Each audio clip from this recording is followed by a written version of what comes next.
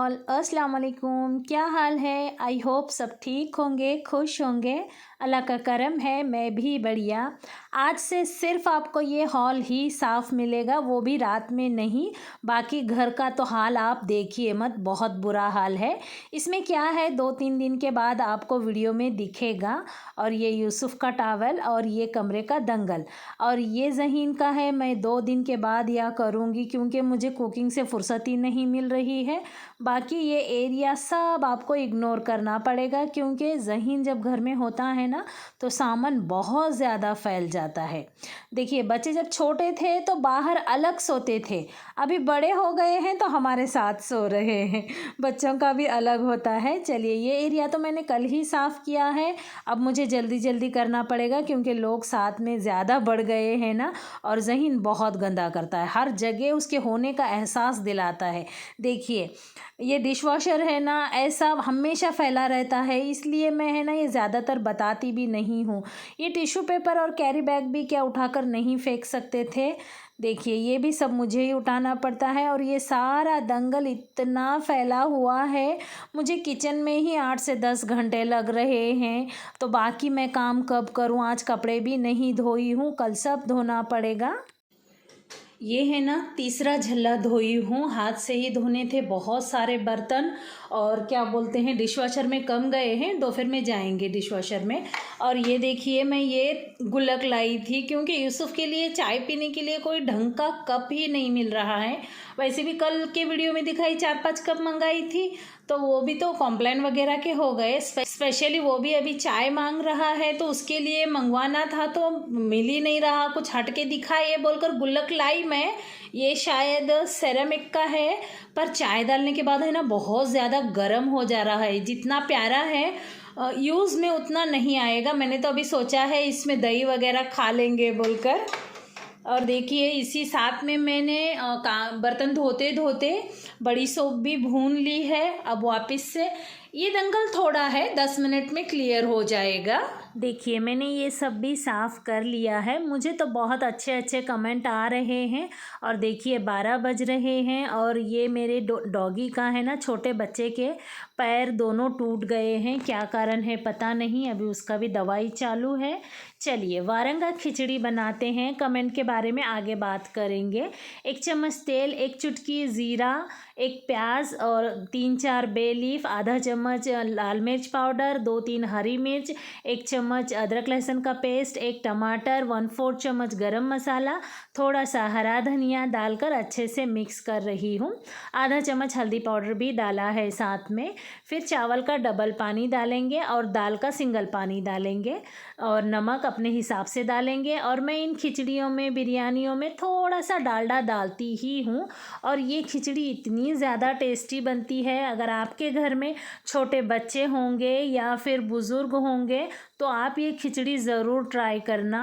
और बहुत ज़्यादा पेट भरता है, बहुत ज़्यादा टेस्टी बनती है और घर भर की इतनी अच्छी खुशबू उठती है। एक बार बनाएंगे ना तो बार बार बनाएंगे। वैसे मसूर की तीखी खिचड़ी भी बोलते हैं और हम लोग यहाँ पर वारंगा खिचड़ी बोलते हैं।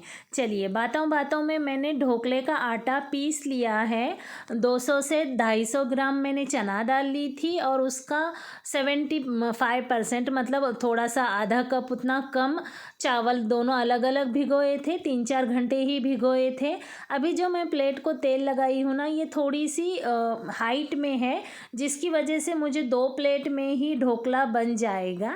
देखिए, मैंने 4 चम्मच आटा अलग से लिया है और उसमें आधा चम्मच खाने का सोडा डालकर इस तरह से मिक्स कर रही हूँ। और पूरे आटे में मैंने 2 चम्मच चीनी, 1.5 चम्मच नमक और 1 चम्मच नींबू सत्व डालकर पीसा है। अभी तो आपने देखा ही होगा। और मैं इसमें कलर वगैरह नहीं डालती हूँ, ज़रूरत भी नहीं पड़ती है क्योंकि मैं थोड़ी सी चना दाल अब ज़्यादा करी हूँ, पहले सेम क्वांटिटी में बनाती थी। अब ये ज़्यादा बड़ा लगाई हूँ तो पूरा 10 मिनट लगेंगे। देखिए, मैं डालडा है ना, ये ग्रीन पॉइंट देख कर ही लाती हूँ। बोलते बोलते हैं कि वेज होता है, तो नॉनवेज में क्या पता क्या होगा बोलकर है ना, मैं वेज की तरफ ही ज़्यादा ध्यान देती हूँ। चलिए ढोकले का तड़का लगाते हैं। तेल डाला, ज़ीरा डाला, राई डाली और खूब सारी तिल डाली, और तिल तो बहुत फैलती है, तो कड़ी पत्ता और हरी मिर्च डाल के तड़का ठंडा कर दिया, और ये बन गई वारंगा या मसूर की खिचड़ी। और सच में आप एक बार बनाएंगे ना सेम रेसिपी डालकर, तो इंग्रेडिएंट डालकर, तो आप सच में ये इसके फ़ैन बन जाएंगे। देखिए इतनी खिचड़ी बनाई थी मैंने, और पादरी साहब का टिफ़िन दिया, थोड़ा सा यूसुफ के लिए उठा के रखी थी, पर ज़हीन को बहुत ज़्यादा पसंद आई तो ज़हीन खा लिया। और ये देखिए ये ढोकला बनाई हूँ, और हमेशा की तरह मैं बार बार ढोकला बनाती हूँ। चलिए कमेंट की तरफ चलते हैं। सलमा खान का मुझे कमेंट आता है और बार बार करते हैं, वो मुझे अच्छी अच्छी बातें भी बताती हैं। कल के वीडियो में मैंने मेरे बच्चों को दिखाया है ना, मेरा बड़ा लड़का गांव से आया है, और ये ऊपर से पानी मारना ज़रूरी है क्योंकि ऊपर का छिलका नहीं निकलता है और सॉफ्ट बनता है ढोकला।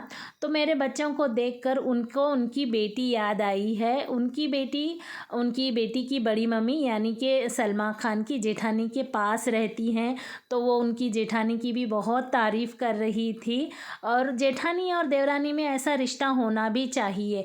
बहनों के साथ तो हर कोई निभा ही लेता है, देवरानी जेठानी के साथ निभाना बड़े दिल की बात होती है। उनकी जेठानी का नाम कैसर है, तो वो उनकी जेठानी की तारीफ़ भी बहुत कर रही थी, और सच में ऐसी लेडीज़ होना भी चाहिए। देखिए वो उनकी बच्ची को संभाल रही हैं।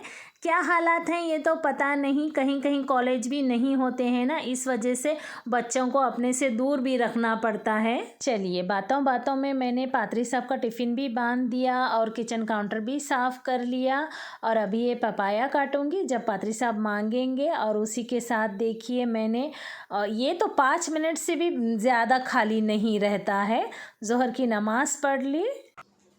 मैं हमेशा बोलती हूँ ना आप लोगों से, मेरी ज़िंदगी का दूसरा नाम गड़बड़ है, बल्कि तो मेरी प्लानिंग दूसरी थी। आज थोड़ा सा सिंपल पका के, वो देखे हैं ना कितने सारे बैग लाया है, वो सब साफ करना था, पर मुझे अभी सुबह में याद आया, रात में ही पादरी साहब बताए थे, रात में नहीं 2 दिन पहले बताए थे, मेरी मीटिंग है बोलकर।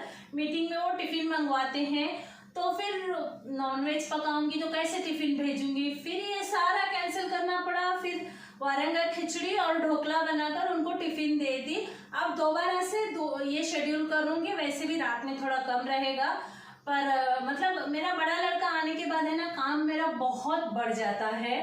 एक्चुअली वो भी खाने का शौकीन है, और उसकी एक बहुत बुरी आदत है, एक बार खाया ना दूसरी बार खाता ही नहीं, दूसरी बार दूसरा होने का, तो इस वजह से काम बहुत बहुत ज़्यादा बढ़ जाता है। चलिए खैर, मुझे आपसे ये बात करना था, 2-3 दिन पहले मैंने ये नींबू के शरबत की सिरप की रेसिपी आपके साथ शेयर की थी ना, पूरी रेसिपी तो मैंने उसमें बताई है, पर मुझे कमेंट आ रहे हैं कि नींबू का शरबत कड़वा हो गया है बोलकर। इसके 3 कारण होते हैं। एक तो आपका नींबू बहुत ज्यादा हरा होगा, तब भी नींबू का ये सिरप कड़वा होता है, और आप बहुत जोर जोर से निचड़े होंगे, मतलब नींबू का शरबत जूस भी जाके ऊपर के छिलके का जूस भी गया होगा उसके अंदर। और तीसरा मेन कारण, आप उसे देर तक पकाए होंगे, बस एक उबाल लेके 1 सेकंड तक नीचे जाने के बाद नीचे उतारना ही है उसे। और देखिए ये आज मैं 3 या 4 दिन के बाद आपको ये बॉटल बता रही हूँ। कभी कभार क्या होता है, ये जो व्हाइट आया है ना ऊपर, मेरा बहुत ही कम आया है, कभी कभार थोड़ी जाड़ी लेयर आ जाती है, तो आराम से इसे निकाल के फेंक देंगे तो बाकी जैसे का वैसा रहेगा, कोई प्रॉब्लम नहीं। और अब इसे 1-2 साल जब तक खत्म नहीं होगा तब तक यूज कर सकते हैं, और इसे फ्रिज में रखने की भी जरूरत नहीं। अभी तो मैंने यहाँ से जो मेरा रैक है ना वहीं से निकाली, क्योंकि मुझे कल कमेंट आए थे, और मेरा कल का वीडियो भी बहुत ज्यादा लंबा हुआ है और आज का भी लंबा हो रहा है, क्योंकि सुबह से शाम तक का वीडियो बना रही हूँ, तो अभी सोच रही हूँ दोपहर तक का बनाकर कट कर दूं और रात से दोबारा शुरू करूं बोलकर, क्योंकि हो क्या रहा है, 50 मिनट का 60 मिनट का वीडियो हो रहा है, उसे एडिट करके मैं ज्यादा से ज्यादा 20 मिनट तक ला पा रही हूँ, क्योंकि हर काम की पीछे पूछे बोल रही हूँ। देखिए पीछे मुझे रीजन बताने होते हैं, और मेरी आप हेल्प कर सकते हैं। जैसे अभी मुझे कमेंट आया कि नींबू का सिरप कड़वा बना है, तो फिर मैं उसके पीछे की रीज़न बता दी आपको दूसरे वीडियो में। तो इसीलिए आप लोगों से मैं हमेशा बोलती हूँ, किसी भी व्लॉगर का, ज़्यादातर हाउसवाइफ का हमेशा देखें। चलिए खीर बनाते हैं। देखिए मैंने एक मुट्ठी जाड़े वाले चावल लिए हैं, धोकर डबल पानी डाल लिया, एक चुटकी नमक डाला है, थोड़ा सा घी डाला है, इसको अच्छे से चावल को गला लेंगे। और इधर दूसरी तरफ मसूर पुलाव बना रही हूँ। 2 चम्मच तेल डाला, एक प्याज डाली, 2 हरी मिर्च, 2 चम्मच अदरक लहसुन का पेस्ट, 1 चम्मच लाल मिर्च पाउडर, 1 चम्मच हल्दी पाउडर, आधा चम्मच गरम मसाला, 2 आलू अच्छे से डालकर मिक्स कर रही हूँ। और इसमें मैंने 1 चम्मच लाल मिर्च पाउडर भी डाला है। बोला है क्या डबल बार बोल रही हूँ पता नहीं।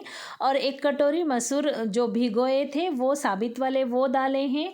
और ये मिक्स वाला पुलाव बनाते हैं तो फिर लाल मिर्च का ही बनाना चाहिए। अगर लेयर वाला बनाते हैं तो फिर वो वाइट बनाए तो जम जाएगा, नहीं तो मसूर अपना कलर छोड़ता है ना, चावल काले काले अच्छे नहीं लगते हैं। एक तो लाल हो जाना चाहिए या तो फिर सफ़ेद रहना चाहिए। मैंने आधा ही नींबू डाला है, आधा टेस्ट करके डालूंगी। और देखिए ये जो रात का चिकन का सालन डाला है, मैंने पीसेस डाले हैं, सालन डाला है। और ये सालन है ना, छानना बहुत ज़रूरी है क्योंकि इसमें हड्डियाँ वगैरह होती हैं, टमाटर ज़्यादा के होते हैं तो निकलना चाहिए। उसी बीच में मैंने चावल का डबल पानी डाल दिया और नमक टेस्ट करके डाला, ऊपर से भी 1 चम्मच गरम मसाला और 1 चम्मच डालडा डाल दिया है। और 3 सीटी ले लूँगी, आराम से ढक्कन ओपन करूँगी। इसी बीच में चावल गल गए हैं। चावल को घोट भी सकते हैं पर मेरे पास टाइम कम है, मैंने जस्ट ग्रिक ग्रिक मिक्सी लगा ली है। चावल को पूरा पीसा नहीं है, चावल के इसमें दाने आधे आधे हैं। अच्छे से मिक्स कर लेंगे। 1 लीटर दूध की पूरी मलाई डाली है मैंने और 2 से ढाई चम्मच चीनी डाला है, छोटी चम्मच से 1 चुटकी इलायची डाली है। वैसे छोटी कटोरी से 4 कटोरी खीर बनी थी और ये फैल गया दंगल दोबारा से। अभी डिशवॉशर में ज़्यादा नहीं डाले हैं, 2 बार करके भी भरती हूँ और ये दूसरी बार पूरे भर गए हैं। अब लगाऊंगी, जितने यहाँ हैं उससे ज़्यादा यहाँ भी धोना बाकी है, काम तो बहुत ज़्यादा है। और ये बन गया मसूर पुलाव। मतलब आज मैंने दोनों, एक मसूर की खिचड़ी और एक मसूर का पुलाव बनाया है। और जुमेरात है, यूसुफ जो आकर अगरबत्ती लगा दिया है। इसी बीच में बच्चों को भी खाने दिया है। पादरी साहब तो आएंगे नहीं आज दोपहर में, मतलब 5, साढ़े 5, 6 बजे ही आएंगे। इसी बीच में मैंने भी थोड़ा सा खा लिया। और ये फूल गोभी रात को बनाऊंगी, गोभी मंचूरियन। ये शायद वीडियो आपको आधे से दोपहर से कल मिलेगा। बाय, टाटा। मीटिंग होती है तो आलू बोंडा, भजी, पकोड़े बनते हैं। तो ज़हीन आया है तो भेज दिए हैं। ये दोबारा से बर्तन डिशवॉशर में लगाऊंगी। घड़ी देख रहे हैं, 3:15 बज रहे हैं। अब मुझे अभी 4 बजे अपलोड वीडियो करने का, उसे वॉइस ओवर करना है और वो भी 19 मिनट का एडिट करके रखी हूँ। पर क्या करूँ, आज मेरा काम बहुत हो गया। एक्चुअली वीडियो एडिट करने के लिए भी मुझे 4 घंटे लगे थे। चलिए खैर कोई बात नहीं। और वैसे देखिए मैंने हेयर कट ऐसे करवाया है। कल तो सेटिंग वगैरह थी ना, बहुत अच्छा लग रहा था, पर मैंने तेल नहीं लगाया है आज और ऑयली ऑयली ही हुए हैं। सूखने के बाद शायद अच्छे लगें। अभी तो फ़िलहाल वो चिपको चिपको छोरी लग रही हो, पर मैं कंफर्ट फील कर रही हूँ। शायद मेरे बालों से है ना, मुझे यहाँ कान पास वगैरह खुजली होके रात में नींद बिल्कुल नहीं आ रही थी। बहुत ऐसा इरिटेट हो रही थी मैं, रात में उठ के बाल बांधना ये करना। लेकिन कल रात में मेरे साथ वैसा नहीं हुआ। मैं जस्ट ऊपर थोड़ा सा पोनी डाल के सो गई थी, नींद अच्छी लगी। चलिए मैं भी सोच रही हूँ उसके बाद शायद छोटे बाल रखूँ, इतने छोटे नहीं, यहाँ तक ऐसे ज़्यादा लंबे ना करूं क्योंकि जिसे मैं संभाल सकूं वही सही होगा। चलिए इस वीडियो को यहीं ख़त्म करती हूँ, मिलती हूँ अगली वीडियो में। वैसे आप मेरा वीडियो देख रहे हैं ना, ये काम बहुत ज़्यादा लगता है मुझे। मेरे व्यूवर्स को, जो मेरी प्यारी बहनें हैं, उनको इतना काम ना लगे, उनको अच्छे अच्छे हेल्पर मिले, उनका काम जल्दी हो, उनके बच्चे, उनके हस्बैंड उनका काम समझें और उन्हें हेल्प करें। वैसे पादरी साहब भी मुझे हेल्प करते हैं पर मेरा काम ही बहुत ज़्यादा है। चलिए खैर कोई बात नहीं, ये इतना ज़्यादा काम होने के पीछे एक बहुत बड़ा राज है।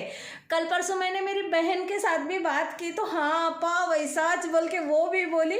तो ये राज है ना, मैं आपको मेरी मम्मी के साथ मेरे मायके में खोलूँगी।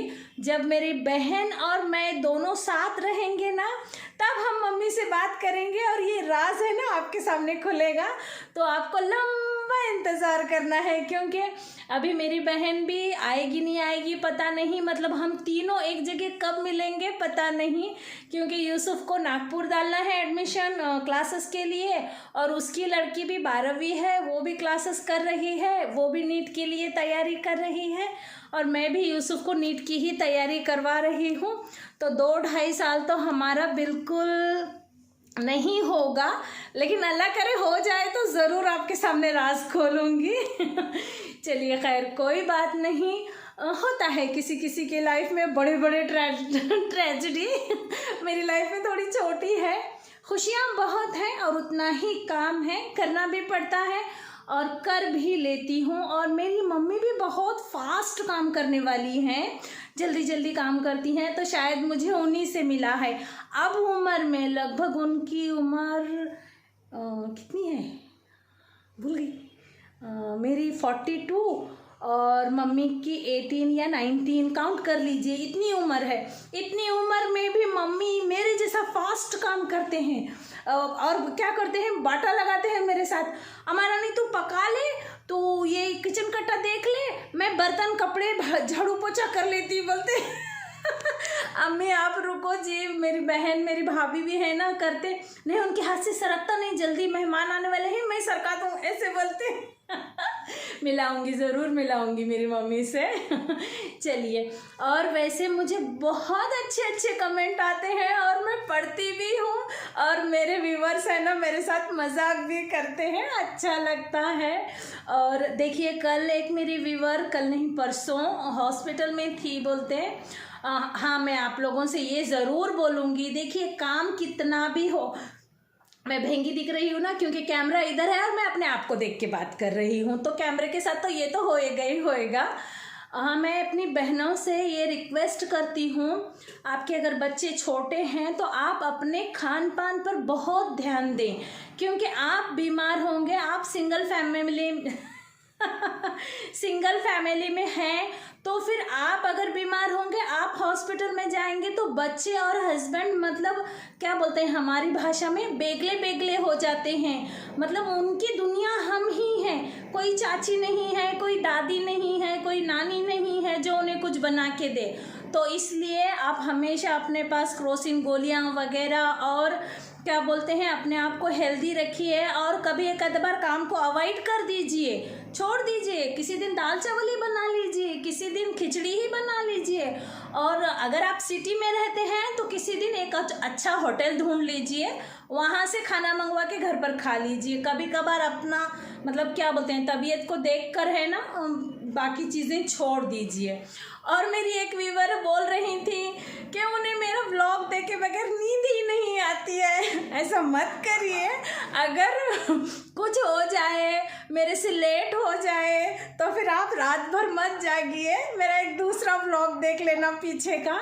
और अभी तो काफ़ी टाइम हो गया है बात करते करते, देखिए लगभग मैं 5 या 6 मिनट से आपसे बात कर रही हूँ। तो चलिए इस वीडियो को यहीं ख़त्म करते हैं, अपना खूब ख्याल रखें। आज तो बोलूँगी आप हाउसवाइफ अपना ही ख्याल रखें, फिर आप अपना ख्याल रखेंगे तो अपने साथ रहने वालों का ख्याल बराबर रखे जाएगा। चलिए मिलते हैं अगली वीडियो में, अल्लाह हाफिज़।